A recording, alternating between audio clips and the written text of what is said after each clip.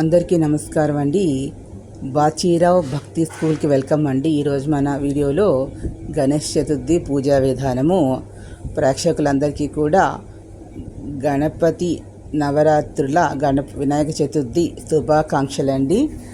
ఈ రోజు నుంచి గణపతి నవరాత్రులు 9 రోజులు ప్రారంభమవుతాయి. 9 రోజులు చేస్తారు. ఈ రోజుని మొదలుకొని గణేశుడు పూజా విధానంలో గణేశునికి కొబ్బరికాయ, చెరుకుగడలు, అటుకులు ఇవి ప్రసాదంగా నివేదన చేస్తారు. ఉండ్రాళ్ళు కూడా స్వామి చాలా సులభంగా అందరినీ కూడా అనుగ్రహిస్తాడు. చిన్నపిల్లల నుంచి పెద్దవాళ్ళ వరకు కూడా అందరూ గణేషుని పూజించవచ్చు. గణేషుని అందరూ కూడా పసుపుతో కానీ మట్టితోటి కానీ సహజ సిద్ధంగా ప్రకృతిలో లభించినటువంటి వాటి వస్తువులతోని పూజ చేసి తిరిగి మళ్ళీ ప్రకృతిలోనే కలిసిపోతాడు పరమాత్మ.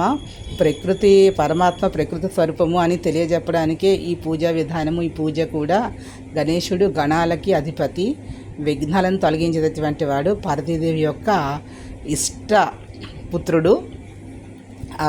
అదేవిధంగా ఈ స్వామి మంచి జ్ఞానవంతుడు, చాలా తెలివైనవాడు, మంచి నాలెడ్జ్ ఉన్నటువంటి వాడు.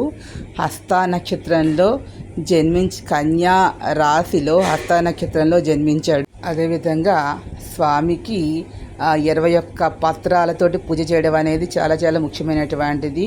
విగ్రహాన్ని పెట్టుకుని అగరవత్తులు మనం ఇచ్చి హారతి ఇచ్చి ఆ స్వామికి చిన్నగా బొట్టు పెట్టిన తర్వాత కొబ్బరికాయ కొట్టి ఇలా 21 పత్రాలు స్వామికి పూజ చేయాలి. గణేష మంత్రం కానీ ఉంటుంది, శ్లోకం కానీ, లేదంటే ఒక నమస్కారమైనా చేస్తే చాలు. సమర్పిస్తే జ్ఞానాన్ని ప్రసాదించేటటువంటి వాడు పరమాత్మ. ఈ యొక్క విఘ్నేశ్వరుడు, విఘ్న వినాయకుడు.